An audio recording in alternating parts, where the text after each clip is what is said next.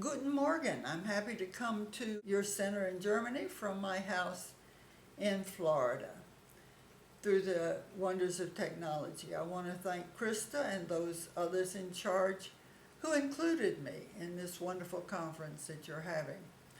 I think I'll just share with you some of the history of how the movement got started, and that's basically my story and what it led to as far as reaching out to other people. My life, from the time I was, I guess forever, was confused because I was a very disorganized person. Smart, and sort of an absent-minded professor type. So I lived that way, and as long as my life wasn't too complicated, that was okay. But then when I had to take care of myself, things started falling apart. The main thing was that my house was really disorganized. And so it didn't work well. That is, I couldn't find things when I needed them. And it didn't look good. I was ashamed to have people come in, and I didn't want to come in myself for that matter. And you know, when you have children, you know the story.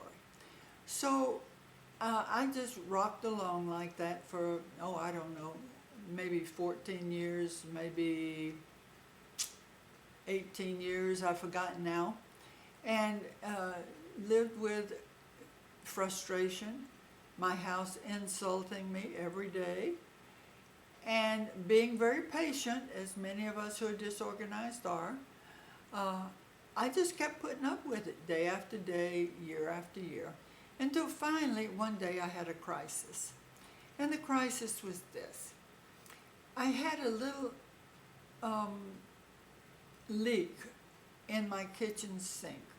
Now, it didn't have anything to do with me being messy, but what happened was I had put newspapers all under the sink. And you know, I'm sure, that people who are Messies frequently love books, love paper, love newspapers, because, you know, we're sort of the intellectual types, and we love information, and who knows, there might be something wonderful in there. Well, you know the story. So the leak filled up, soaked into all of these newspapers, and rotted through the bottom of the floor of the kitchen cabinet. Well, this was a terrible thing. It ended up we had to have the kitchen remodeled. So I said, it made me angry. And I said, I am not going to live the way I've been living anymore. I don't know what it's going to do to get rid of this problem, but whatever it is, I'm going to do it. So I started interviewing people and started looking for help. And at this time, it was in the 1980s, there wasn't anything available that I could find. So, well, there was precious little. So as I interviewed people, I came across a lady who told me that she had found a method that worked for her for cleaning. Now, she wasn't a disorganized person, but she gave me this idea. She said at George Washington's home, George Washington, of course, being the first president of the United States, which is kept as kind of a museum today, what they do is they start at the front door and they take the boxes of cleaning products around the periphery of the house and clean as they go, and then the next day, wherever they stopped, they take the cleaning boxes back to that spot and just keep going around, which was simplicity in itself. So I thought, I can do that. So I mean, I needed a plan. I was clueless otherwise. So I went to the, I got 3 bags or boxes, and I put, one of them was throw away, one of them was give away, and one of them was store elsewhere. And later I added another box, which was called ambivalence. I couldn't make up my mind about them because you know that decision making is a really, really hard part of this whole thing. So I opened the first drawer in my living room. I went to my front door, went over to the side, the first little drawer, I opened it up and started doing what I had never done before, and that was making decisions about getting rid of things and where to store things that were in the wrong place. Well, there were all kinds of things in there, and they were all hard to get rid of. I mean, there were calendars from years before, but you know, if you keep the calendar long enough, it'll come back around. Well, you know, this is silly thinking, but that's what got me into the pickle I was in to begin with. So, I made these decisions.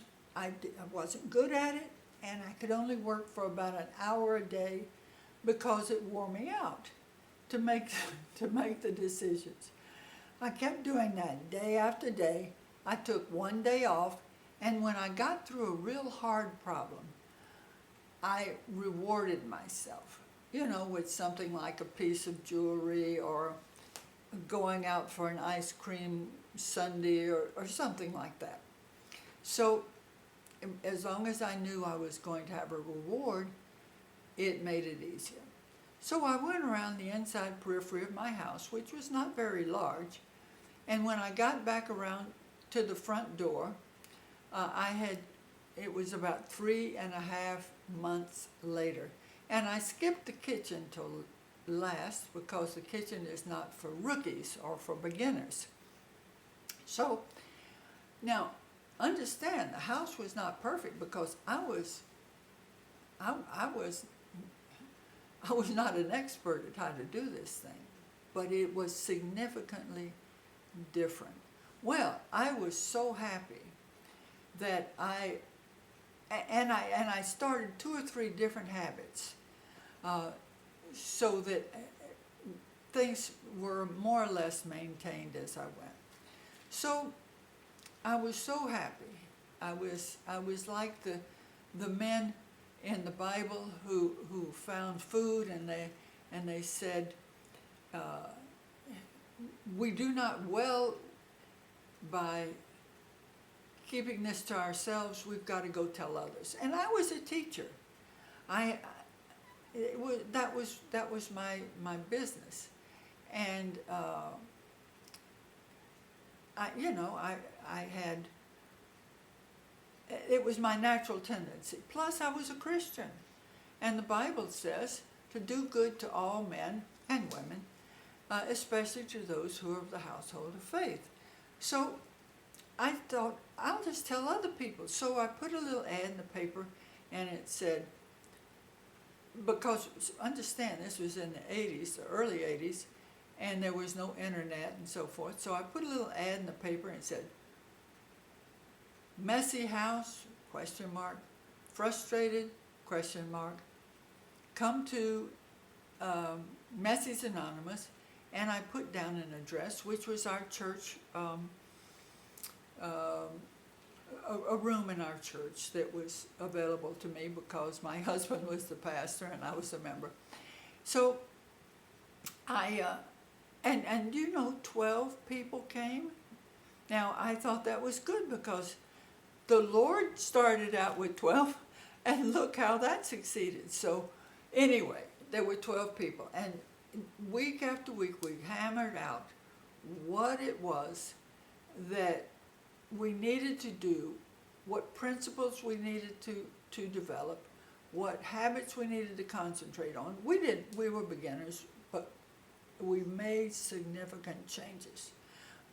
Well, a reporter came, she wrote a story for her mother, she said, because this was her mother's problem.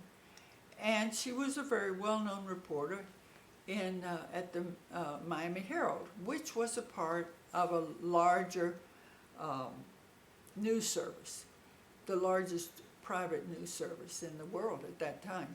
And it went out all over the United States, and I got 11 and I put down at the bottom, silly me, I didn't realize it was going to go out all over the United States.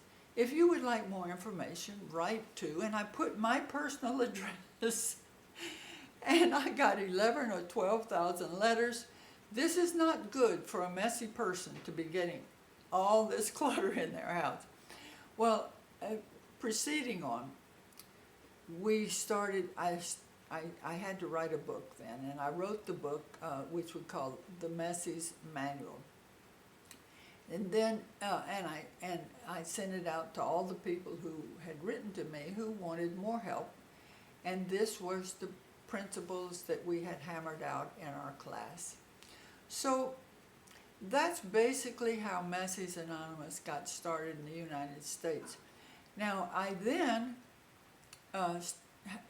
got the okay from Alcoholics Anonymous to use their 12 steps, and we wrote up some guidelines for having a 12-step Messies Anonymous group, which Alcoholics Anonymous gave us permission to use to adapt to our problem. And then when the internet came on, we started groups on the internet, on Yahoo, and then when Facebook came on, then we opened up Facebook Messies Anonymous groups, and so it's all over the world.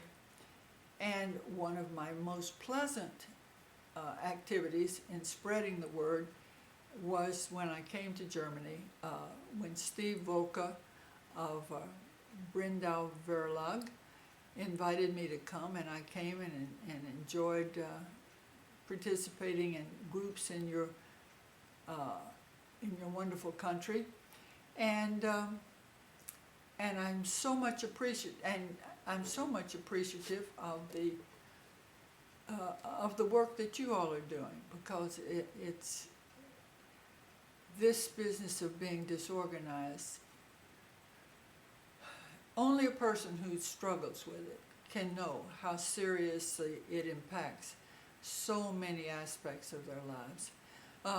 By the way, Steve Volka at Brindau Verlag had, perhaps you're familiar with a couple of the books that we did in German, and if you, I don't know if they're still available, but I just thought I would mention to you that they were there.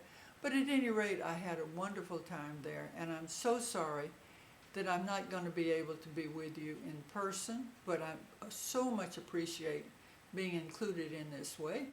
And I want to say in my very best German accent, Danke, and more than that, Dankeschön.